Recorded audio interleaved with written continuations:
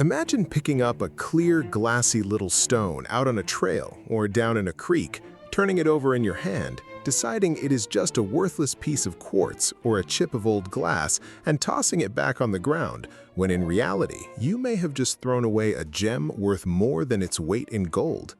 It happens far more often than you would think, because the most valuable stones in nature are not always the colorful ones, and some of the most overlooked treasures of all are plain, white, and clear, exactly the kind almost everyone walks straight past without a second look.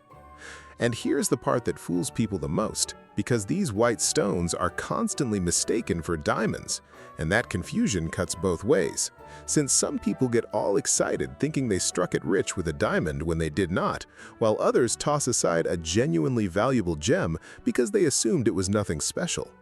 The truth is simpler and more useful than the diamond dream, because gram for gram, a fine, clear gemstone can be worth far more than gold, and you never needed a diamond to strike it lucky in the first place. Think about what that actually means for you, because it changes the whole game. Instead of chasing the 1 in a million odds of a diamond, you are learning to recognize a whole family of clear and white stones that show up far more often in creeks and road cuts and old digging grounds all over the country. And any one of them, in the right quality, can be a real reward for an afternoon of looking. And the only thing standing between you and those stones is knowing how to read them. So the real question is this: how do you tell a worthless white pebble from a white gem worth a small fortune when so many of them look almost identical to the naked eye? And that is exactly what this video is going to fix for you. I am going to show you 5 white and colorless stones that can be worth more than gold, where each one hides, and the simple signs and home tests that tell them apart from each other and from the common lookalikes that fool beginners. And the very last stone on the list is the easiest of them all to find, so even a complete beginner has a real shot at it. So stick with me all the way to the end, because by then, you will never look at a plain, clear stone the same way again. And if you enjoy this, do me a quick favor and tap subscribe before we start. It really helps the channel keep going, and it makes sure the next find shows up on your screen. First, where white gems hide and how to test them. Before we go through the 5 stones one at a time, it pays to know where clear and white gems tend to hide and how to test anything you pick up, because the same small set of checks works on every one of them.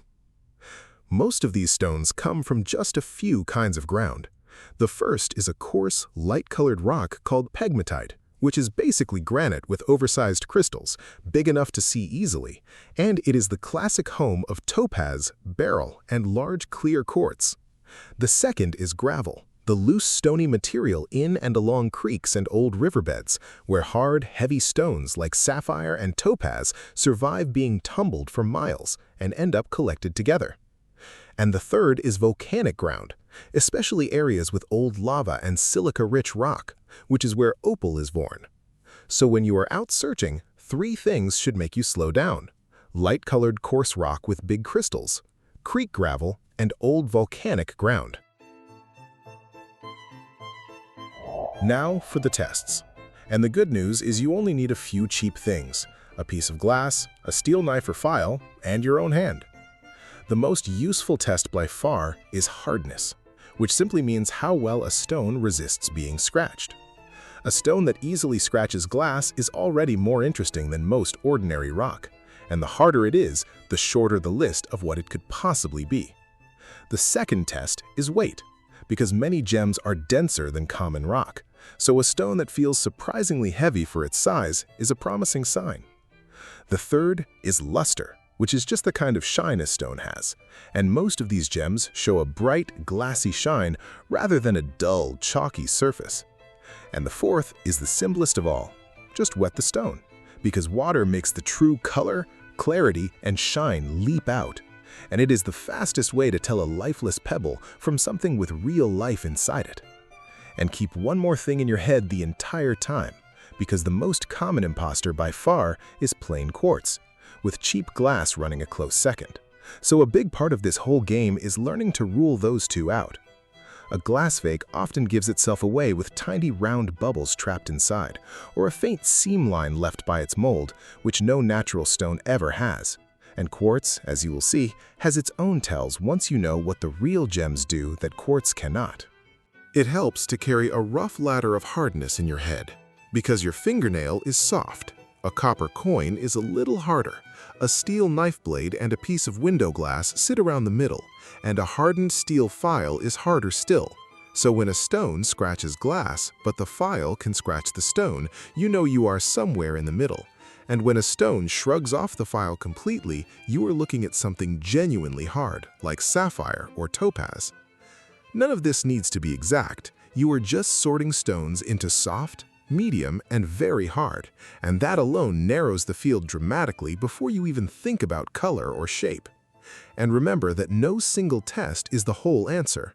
You are stacking clues. Hardness plus weight plus shine plus shape, until only one stone is left standing. And that habit of combining checks is what turns a lucky guess into actually knowing. Number 1. White sapphire. White sapphire is colorless corundum, the very same mineral as the blue sapphire and the red ruby, just without the traces of other elements that give those their color.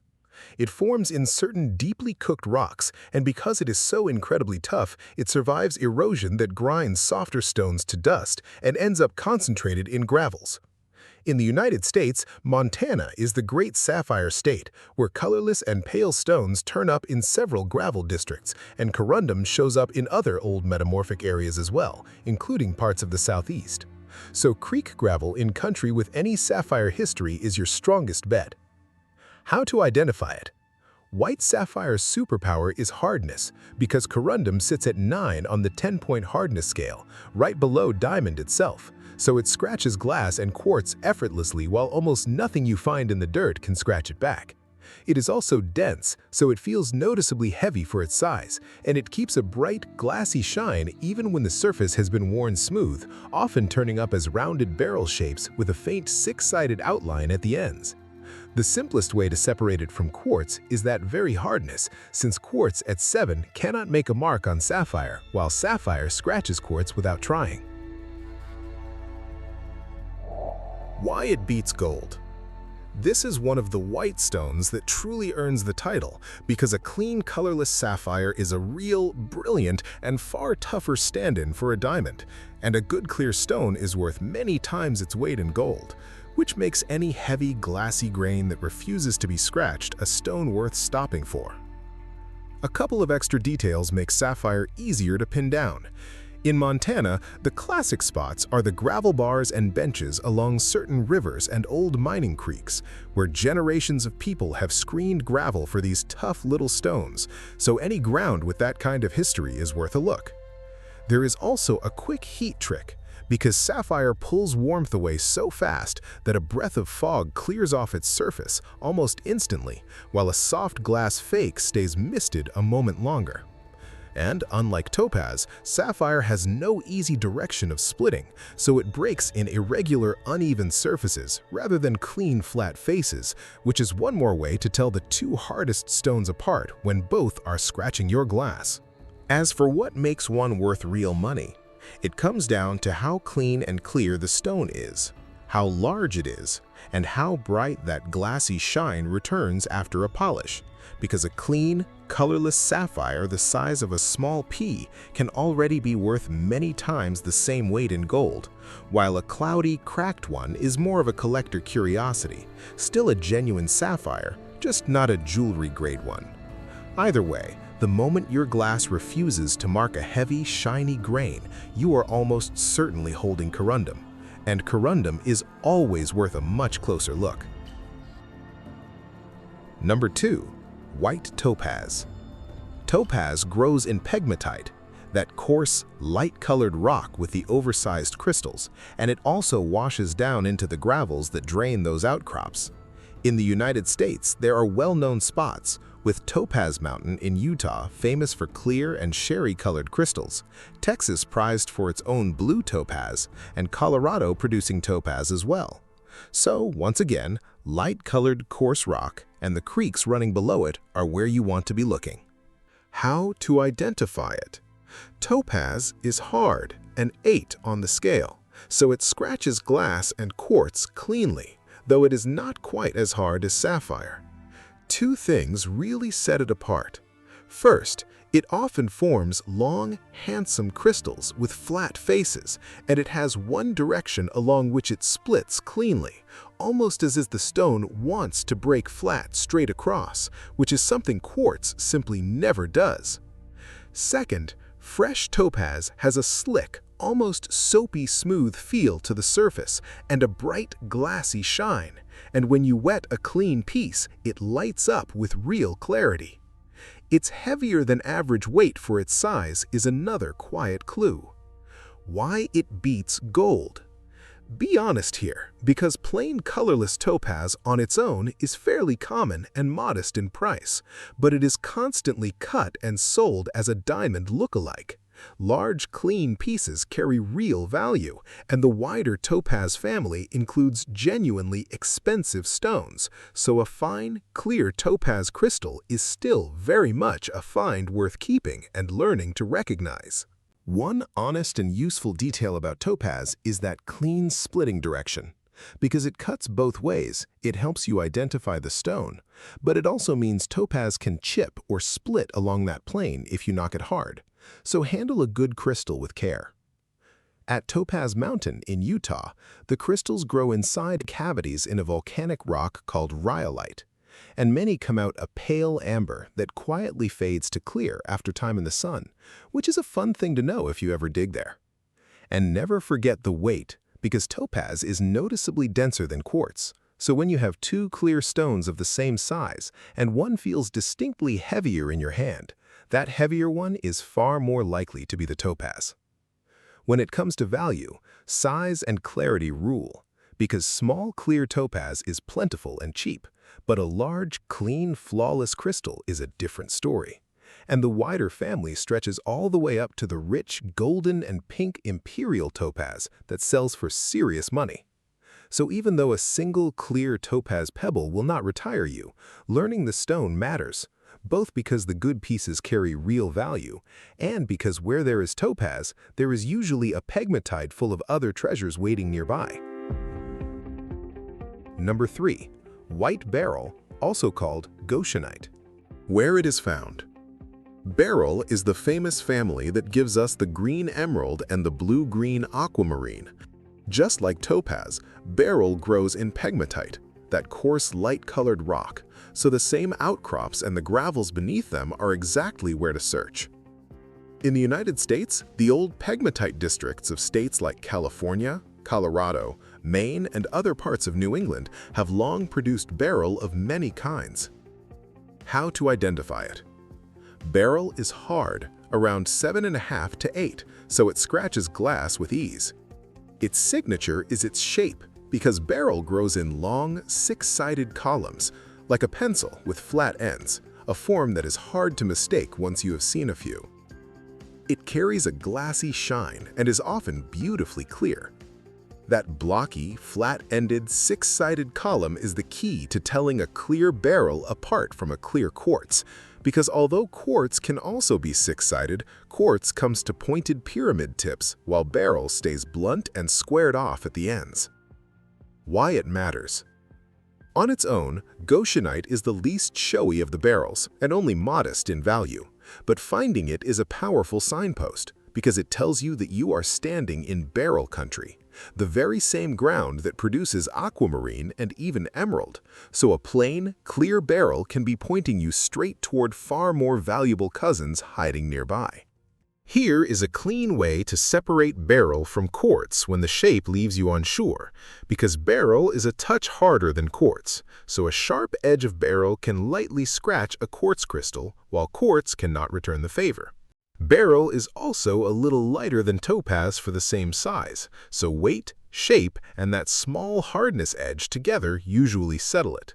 And because beryl loves the same coarse pegmatite that carries the most valuable stones, the smart move when you find a clear beryl is to slow down and work that whole outcrop carefully, since aquamarine, morganite, and other prized members of the family may be sitting in the very same pocket of rock. The honest value picture is simple, because clear goshenite on its own is the budget member of a rich family, modest by itself, but its real worth to you is as a flag, since it grows shoulder to shoulder with the blue-green aquamarine, the pink morganite, and the green emerald, any of which can be worth a small fortune. So treat a clear beryl less as the prize itself and more as nature quietly telling you that you are standing in exactly the right neighborhood. Number 4. White opal. Where it is found. Opal is the odd one out on this list because it is not really a crystal at all. It is a solid made of silica and water locked together, but it has fully earned its spot because a good opal can be worth a small fortune. Opal forms when silica-rich water seeps into cracks and cavities and very slowly dries out, so you find it in sedimentary and volcanic ground rather than in hard granite. In the United States, Nevada, Idaho, and Oregon all hold real opal country, and some of those grounds are even open to the public to dig. How to identify it? White opal has a milky to translucent body, and the thing you are hoping to see is play of color, those shifting flashes of green, blue, red, and orange that seem to float inside the stone and move as you tilt it. That play of color is exactly what separates precious opal, which is valuable, from common opal, which is not. Opal is soft for a gem, only around 5.5 to 6, so it will not scratch glass the way the harder stones do. And strange as it sounds, that softness is a useful clue, because a clear or milky stone that flashes rainbow colors yet feels fairly soft is very likely an opal. Wetting it makes those colors come fully alive.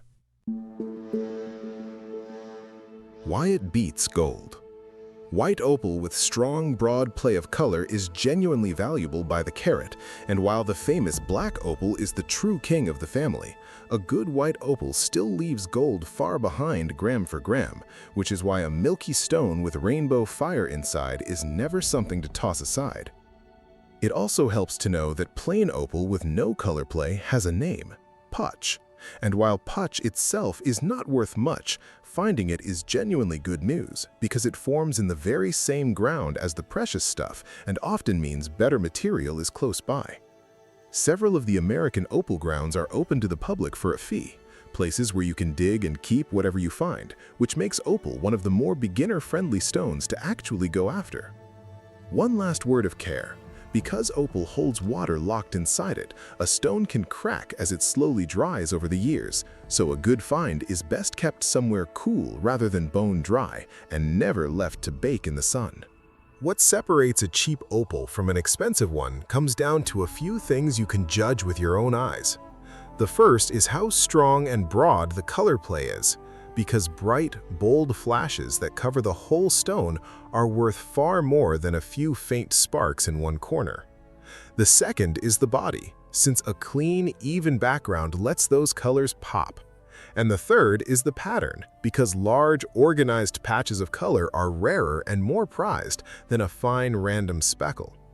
A white opal that ticks those boxes can run from tens of dollars a carat into the hundreds and well beyond, which is many times the value of gold by weight.